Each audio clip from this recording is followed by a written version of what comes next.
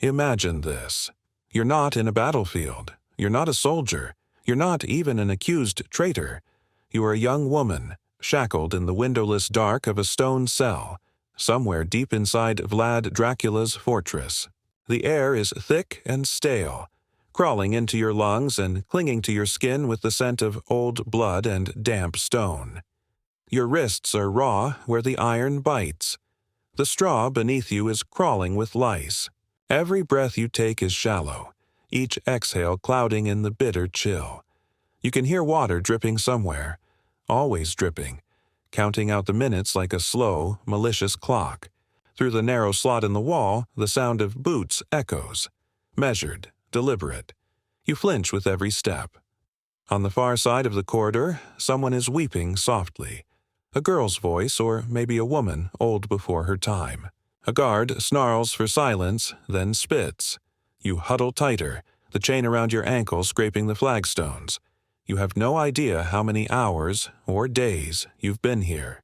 You know only this. Vlad is coming, and tonight he has chosen you. Your senses are raw, every nerve set to burning. Each clang of a key in the iron lock feels like it pierces your skull. The last time the door opened, you glimpsed the guards' faces, pale in torchlight, their eyes full of something between pity and terror. Now the corridor has fallen silent. Then the sound begins again. Boots, closer this time, and the flicker of fire along the seams of the door. Your heart pounds so hard you're sure they must hear it. You're not alone in your fear. The others whimper and fall silent as if dreading that a single cry might draw his attention. Vlad's shadow falls through the slot in the door, and then you hear his voice. Quiet, cold, unmistakable. Bring her. You think you know this story. Vlad the Impaler, the monstrous warlord who terrorized invading armies and punished traitors by the thousands.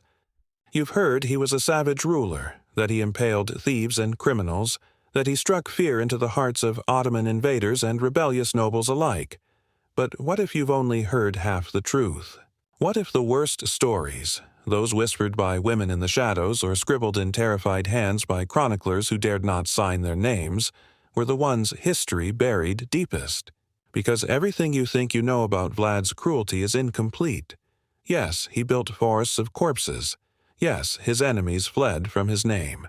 But there was a secret side to his reign, one the textbooks barely mention. The terror he inflicted on female prisoners, the wives and daughters and young women caught in his grasp, punished not for war, but for the accident of their birth or the rumors swirling around their families. Here, Vlad's punishments weren't limited to the battlefield or the traitor's court. Here, horror became systematic, a daily tool of rule, a ritual of power and humiliation so profound it left generations of women silent, broken, or erased from the chronicles. Think Vlad's female captives were spared the horrors reserved for soldiers and spies. Think again. What happened in these dungeons makes the worst medieval punishments seem almost merciful.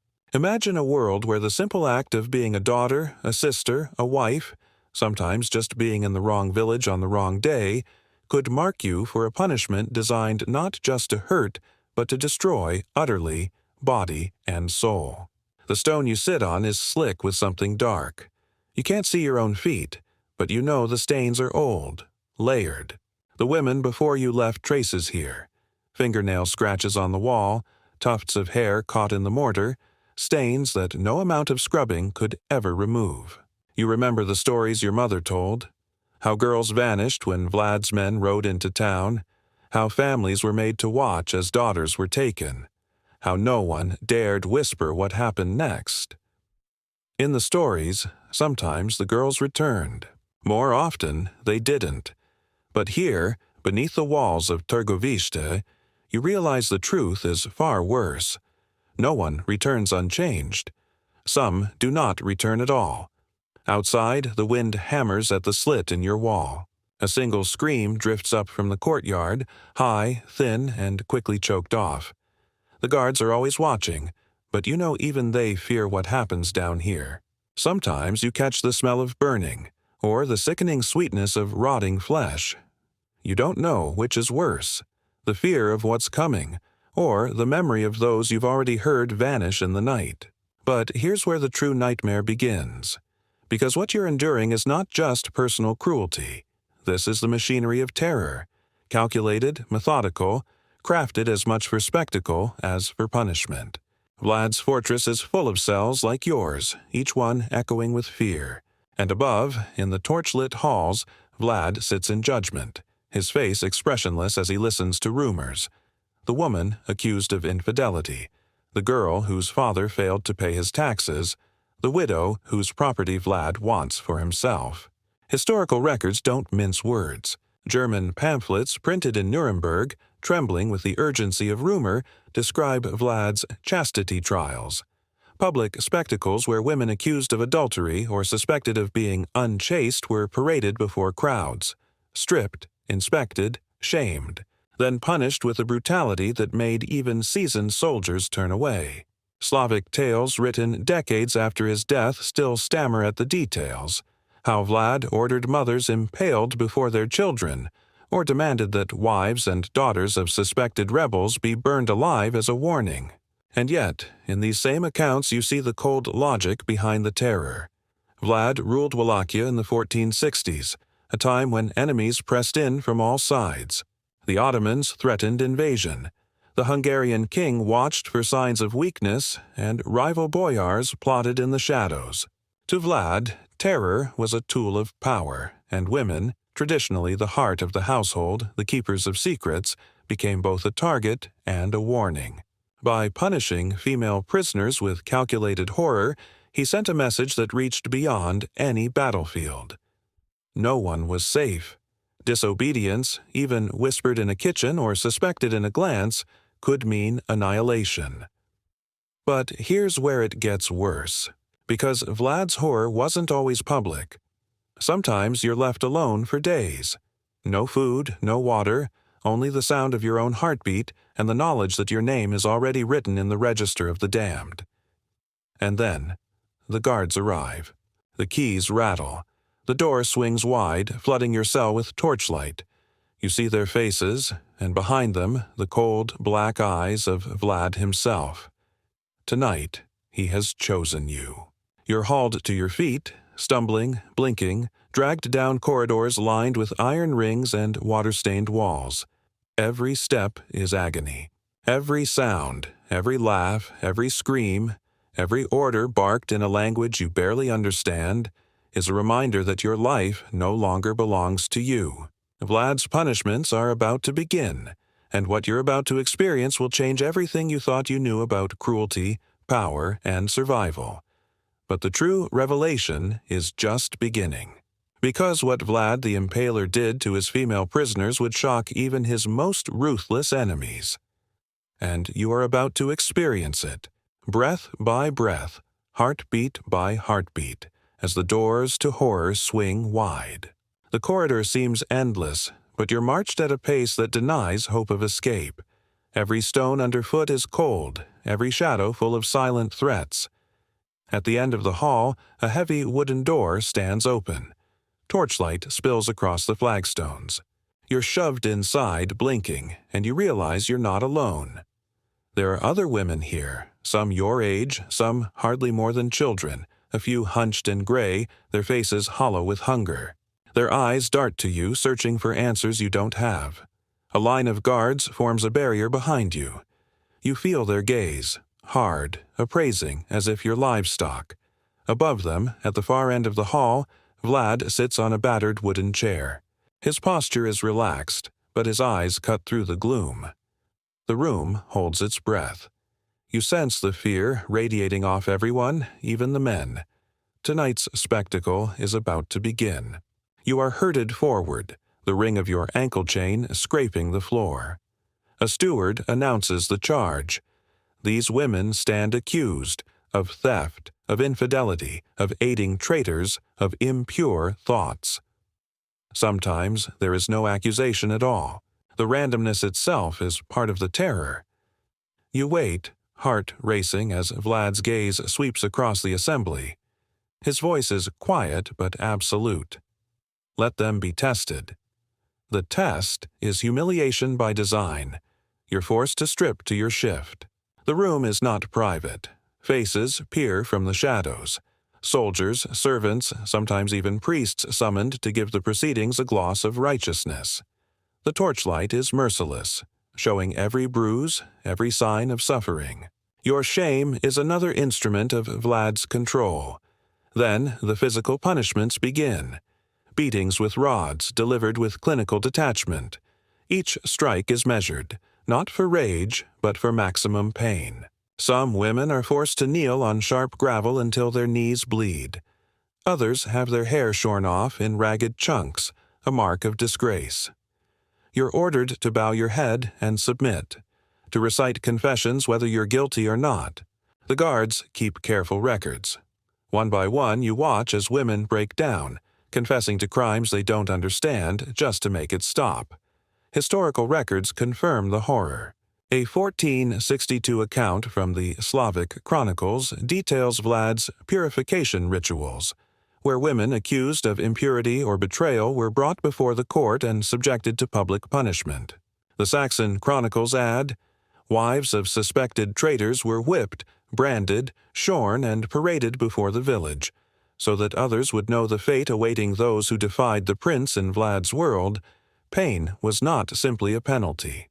It was a warning, a performance, a lesson that lingered long after bruises faded. But here's where it gets worse. Once the first round of punishments ends, the psychological torture begins. You are dragged into a smaller chamber, the walls blackened with soot and old blood. Here, Vlad's soldiers interrogate you, demanding confessions, accusing you of plotting with enemies, of hiding secrets, of seducing men to betray their master. The questions come in waves. Who helped you? Who have you spoken to? Did you dream of Vlad's death? You shake your head, but denial is meaningless. Their goal isn't truth. It's obedience. You learn quickly that the only thing more dangerous than resistance is hope. If you try to plead your innocence, they laugh. If you cry, they mock your weakness. Some women, desperate, attempt to bargain, offering information, implicating others, trying to buy survival at any cost. It never works. Hunger gnaws at you.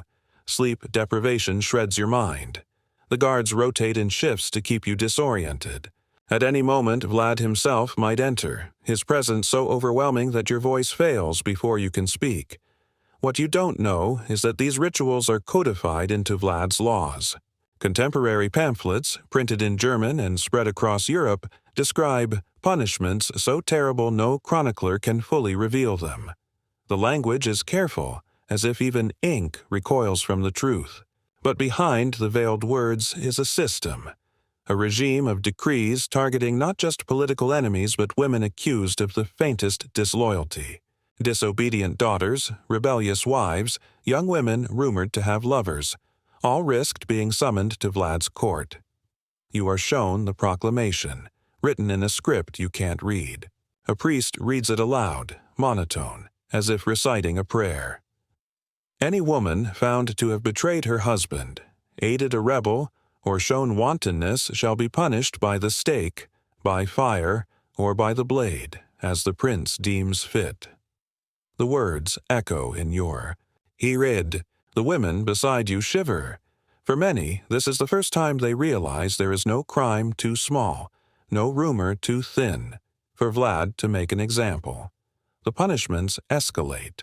For those accused of infidelity, the stake awaits. A sharpened pole, soaked in pitch, thrust through the body and set upright in the courtyard. You are forced to watch as a woman screams and claws at the air, her body convulsing in agony. The crowd is silent, numb with horror, but Vlad's face remains unreadable. Others are burned alive, their ashes scattered as a warning. Sometimes you are made to clean the remains, an unspoken lesson that survival means complicity. But here is the moment that changes everything. As you kneel, trembling, the guards approach with irons, pressing the hot metal to your flesh. The pain is a white explosion behind your eyes, but the shame is worse. You see your reflection in a pool of filthy water, your hair gone, your body marked, your future erased, and you realize this is not just about you. This is a warning to every woman in Wallachia. Your suffering is theater, your body a billboard for Vlad's power. The documentary record is clear.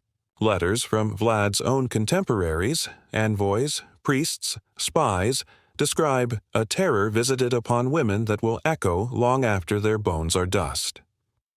A 1463 letter to King Matthias of Hungary records the executions of wives, daughters, and widows, punished for the crimes of their men.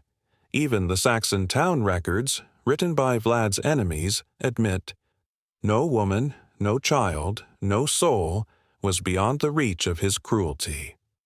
Right now, you are feeling the weight of these revelations. You've just witnessed punishments inflicted not only on men, but on women. Acts so severe they were whispered about long after Vlad's reign ended.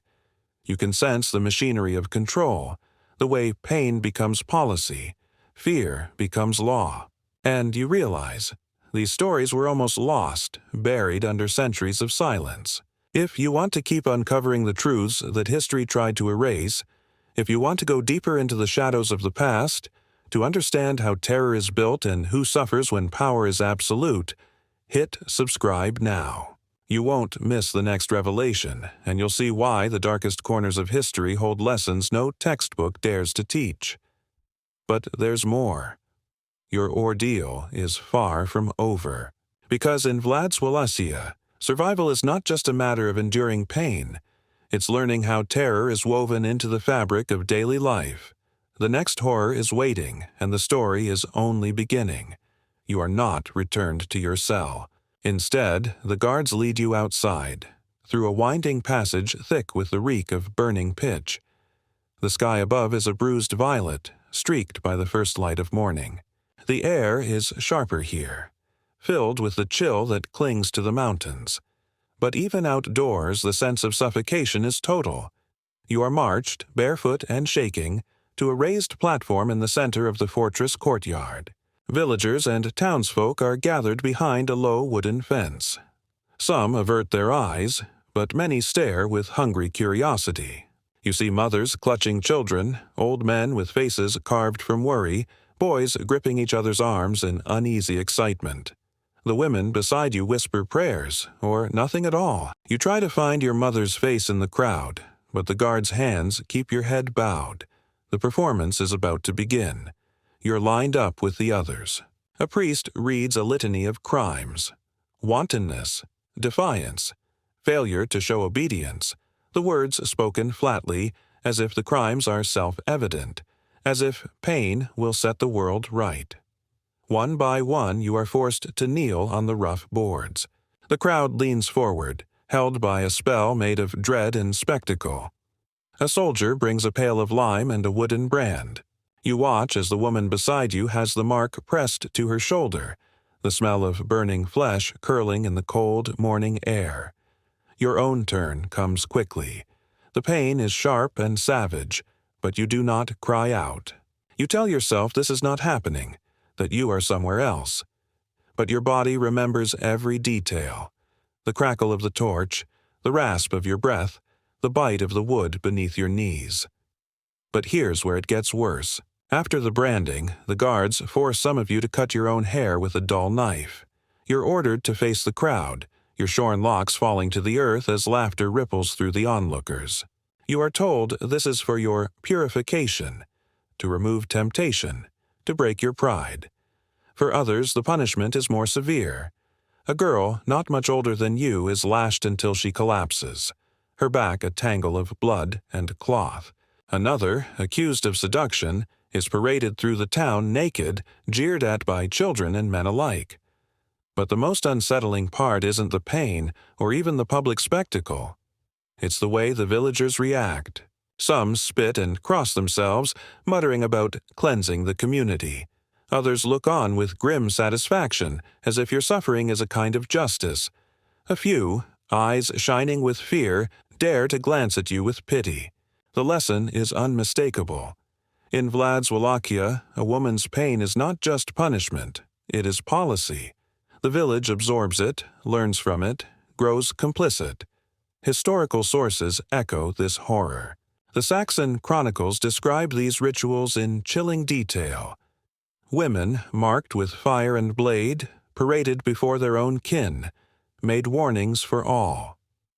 In a letter preserved from a Hungarian priest, it is written, "The people cheered as sinners were. Exposed, for fear made virtue out of obedience, this was not isolated cruelty. This was a system, a society that learned to see violence as moral order." But here's where Vlad's genius for terror reaches a new level. Public punishment is only the beginning. The survivors are led away, but not back to their cells. Instead, you are divided, some to the kitchens, others to the sculleries, a few to the grim silence of solitary chambers. Each assignment is a new ordeal. Forced labor follows hour after hour, day after day, scrubbing flagstones until your hands bleed, hauling buckets so heavy your back seizes, cleaning the refuse left by the very men who beat you. Even the smallest acts of rebellion are crushed. You are forbidden to speak without permission. You are watched as you eat, as you sleep, as you cry. When a woman tries to hide a crust of bread for a sick friend, the guards beat her in front of the others. You watch the lesson sink in. Generosity is a crime, mercy a weakness. The air in the fortress grows thick with suspicion. The women begin to turn inward, to guard their words, to see every kindness as a risk. And yet, Vlad's punishments are not confined to physical pain or public humiliation. The real torment is psychological. You never know when your name will be called, what new accusation will be invented, how the rules will shift from hour to hour. Some nights, a list is read aloud in the women's quarters. Those named are dragged away for further interrogation or simply never seen again. The silence that follows is worse than screams. One night you are summoned with no explanation. A new priest has arrived, sent by Vlad to ensure moral discipline.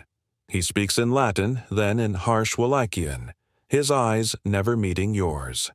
He orders you to confess your sins before God and before the prince. If you hesitate, the guards threaten to drag you to the courtyard at dawn. The ritual is hollow, more about control than absolution. The women whisper afterward that the priest is as much a prisoner as you. His sermons watched by soldiers, his every word weighed for loyalty. The normalization of this cruelty settles in like fog. You see it in the faces of the village women who avert their eyes, in the resigned slouch of the men as they pass the fortress, in the quiet pride of the guards who boast of their loyalty to the prince. Over time, the women begin to obey without question. The possibility of rescue or rebellion fades. Vlad's lesson is complete. Fear does not just rule the body, it warps the soul. But here's where the last piece falls into place. The punishments inflicted on you and the others become stories told in whispers across Wallachia.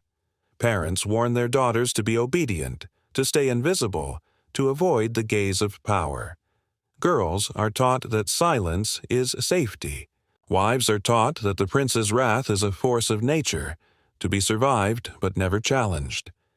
The legacy of Vlad's terror is not just in the wounds it leaves, but in the generations it shapes. You begin to realize this is no accident, no madness. It is the machinery of a society learning to accept cruelty as the price of order. And you are both the victim and the witness, marked, broken, but unable to forget. The next horror waits behind the next door, and you cannot help but wonder, what will Vlad do when pain is no longer enough? You wait for nightfall, hoping for darkness to offer some kind of relief. But in Vlad's fortress, the night is only a new terrain of terror. You lie awake on your straw mat, body aching, eyelids burning. The air vibrates with the whimpers of women, the distant clang of iron, the soft tread of boots moving with purpose through the corridors. Every sound becomes a threat. Every silence is more terrifying still. You learn to listen for the subtle cues, the shuffle that signals a guard's approach, the quick inhale of the girl beside you as she braces for what's coming next. Then your name is called. The door swings open. You are summoned into a room you've never seen before. Smaller than the courtroom, colder than your cell, lit by a single candle that throws monstrous shadows across the walls. Vlad is there, waiting. His gaze follows you as the guards position you in the center of the stone floor. You feel the heat of the candle on your face, the bite of the chain at your ankle, the deep humiliation that sinks deeper than any wound. Vlad does not shout. His voice is low, even gentle. "Tell me the truth," he says, as if you are a friend, as if this is a conversation instead of an interrogation. "Why are you here? Who taught you to disobey? Who did you betray?" His questions twist and circle, demanding not just confessions, but the surrender of your will. If you falter, he leans forward, voice softening further. "Do you dream of men? Have you been unchaste? Are you a witch or just a liar?" You realize he is searching for something more than a confession. He wants to break you, to carve away any piece of self that remains untamed. The guards watch, eager for a sign, a raised eyebrow, a flicker of anger that will signal the next punishment. You remember stories of women accused of witchcraft, of lustful hearts, of consorting with demons. Here, the accusations blur together until they no longer need evidence or reason.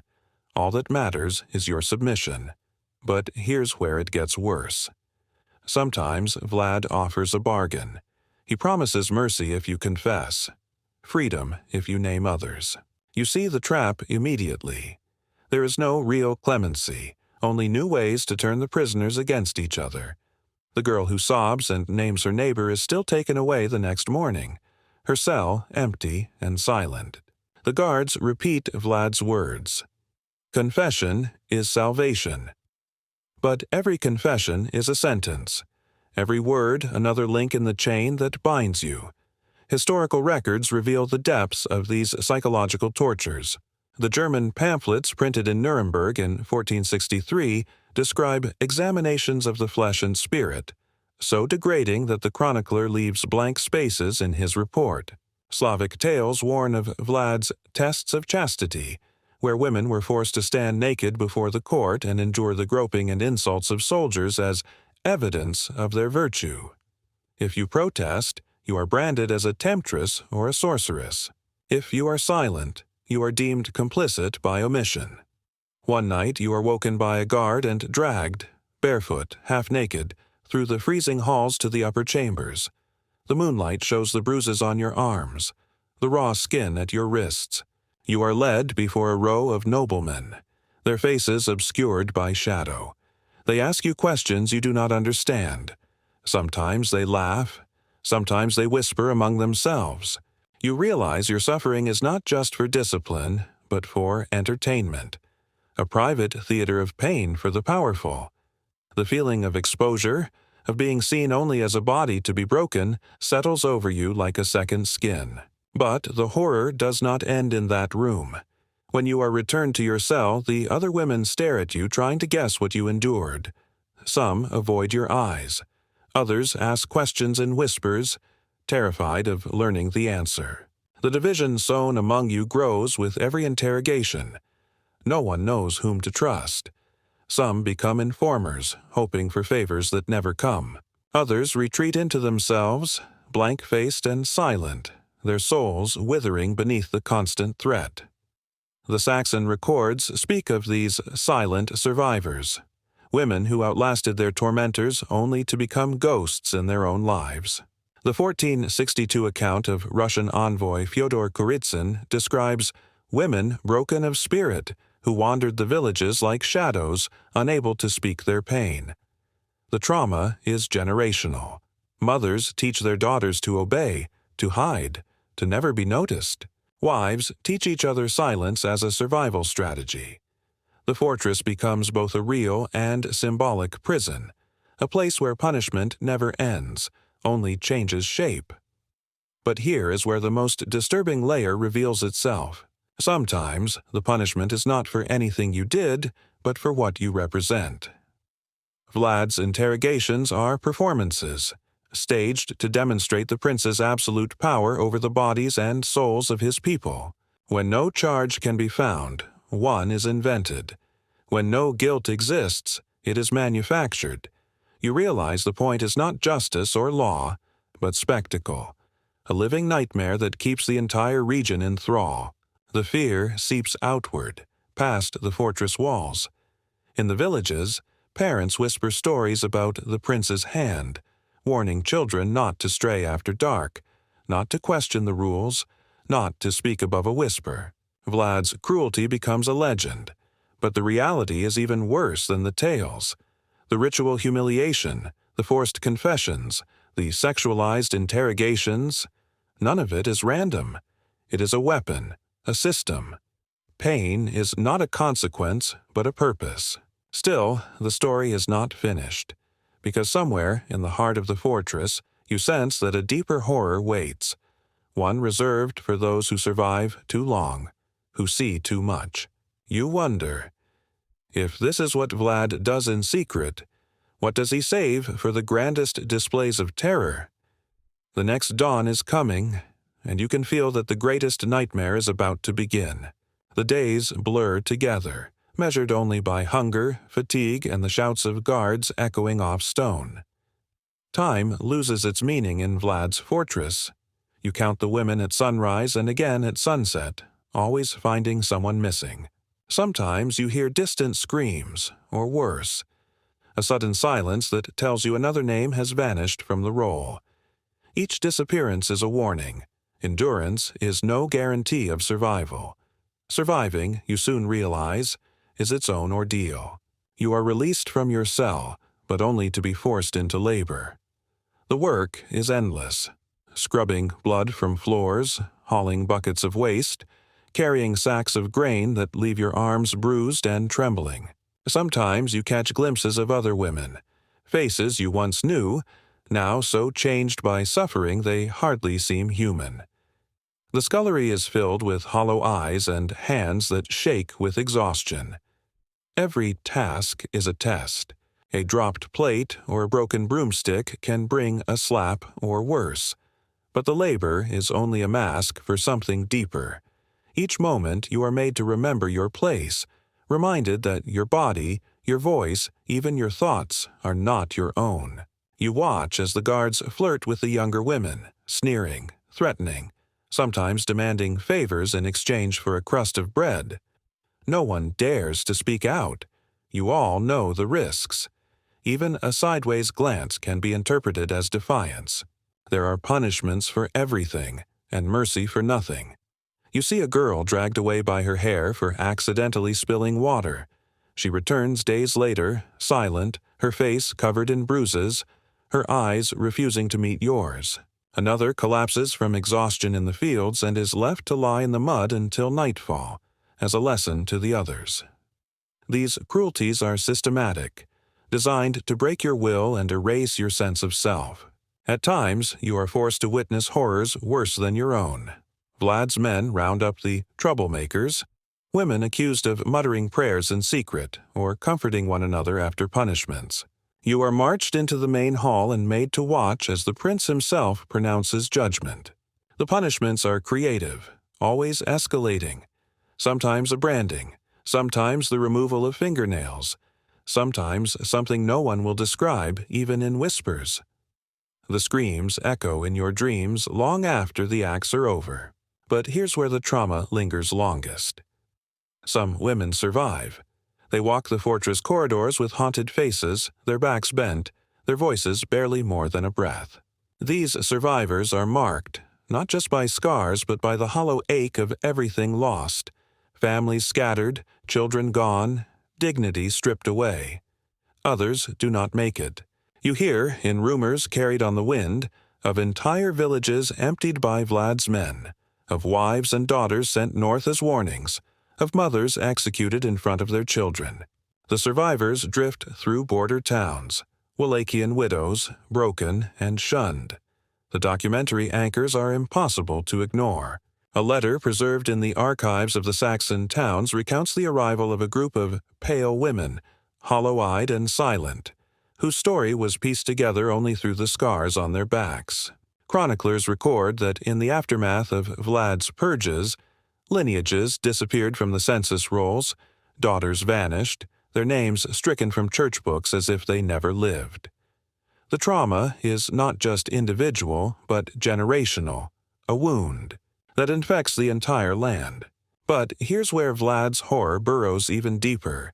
The punishments he devises for women become local legend. Mothers tell their daughters to never anger a man in uniform. Old women warn the young to hide when the prince's banners approach. Better to run than to be noticed, they whisper. Better to be silent than to be remembered. In some villages, families erase the names of daughters from records to keep them safe. In others, women dye their hair with mud or walk with a limp to avoid catching the eye of the wrong guard. But the worst punishment is the one no one sees: the erosion of trust, the collapse of solidarity among women. The fortress breeds suspicion as a matter of policy. The ones who survive the longest learn not to speak, not to comfort, not to hope. Each act of kindness risks accusation. Each whisper risks betrayal. You become a stranger to yourself, your memories receding behind a wall of fear. And yet the tales persist. In the evenings, when the guards grow lazy and the air is thick with the scent of smoke, you hear women whisper stories about the night Vlad came, for my grandmother, or the day the whole village was emptied. These ghost stories are warnings, yes, but they are also the only legacy left for those who survived. The lessons passed down are always the same. Stay invisible, stay obedient, stay afraid. But here's the twist that binds the horror even tighter. You realize that Vlad's terror didn't just break individuals. It shaped the very culture of survival in Wallachia. His punishments became so normalized, so woven into the daily fabric, that even those who never saw the fortress carry its shadow in their bones. The horror is no longer an event. It is inheritance, a law written not on paper but in blood. Still, the most horrifying spectacle remains unseen. You have heard whispers of feasts, of gatherings where Vlad saves his greatest displays for the most important guests. Survivors speak only in fragments about what happens behind those doors. All you know is that if your name is called, it means you have survived too long, and that in Vlad's world is its own kind of sentence. The final horror waits on the threshold, and tonight you sense the feast is about to begin. You hear the summons before you see the guards, a barked command, the jangle of keys, the heavy tread of boots in the corridor. This time there is no pretense of order or justice. You're dragged from your straw pallet and marched through twisting hallways, past doors you've never seen open, past other prisoners who lower their eyes in silent dread. The night is dense with the smell of roasting meat, spilled wine, and wood smoke. Somewhere above, laughter drifts down, a shrill, unsettling sound that chills you more than screams. You are pushed through a set of double doors into a great hall blazing with torchlight. The room is filled with nobles and officers, their faces flushed from drink, their eyes bright with cruel anticipation. In the center sits Vlad Dracula, unmistakable even in the crowd. He wears his crimson cloak, his boots caked in the dirt of the execution yard, his gaze as cold and fixed as a blade. At his feet, a banquet table groans with food, but no one touches it. The real feast is about to begin. You are not alone. Several other women stand beside you trembling, stripped of dignity and any hope of rescue. Vlad rises and gestures, and a hush falls. Tonight, he announces, we celebrate justice. The crowd roars its approval, but you sense even through the terror that the true purpose of this display is not justice. It is demonstration. Power is not enough for Vlad. It must be witnessed. It must be savored. The spectacle begins. You are forced to kneel in a ring of torchlight while Vlad recounts your crimes: disobedience, impurity, imagined betrayal. The accusations are absurd, but it doesn't matter.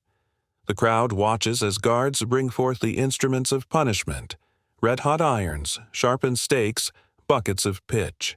The air fills with the stink of burning hair, the high keening of women dragged to the center and made to beg for mercy that never comes.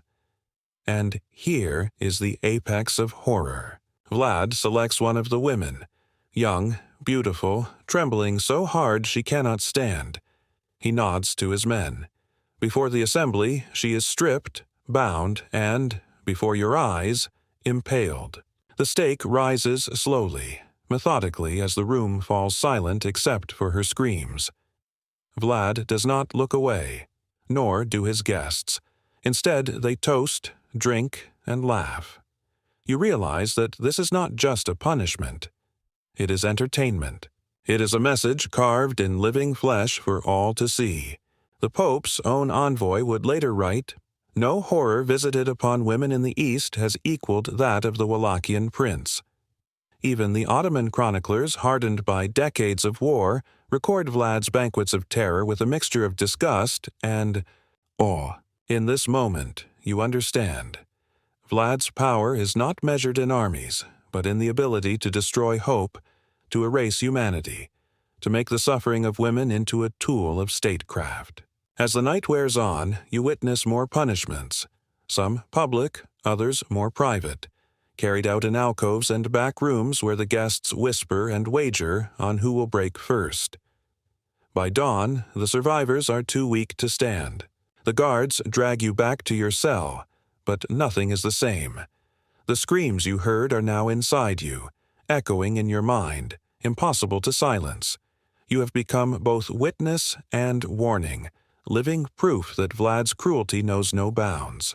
But here, as dawn breaks, something shifts inside you. You realize that you have survived the worst that power can inflict.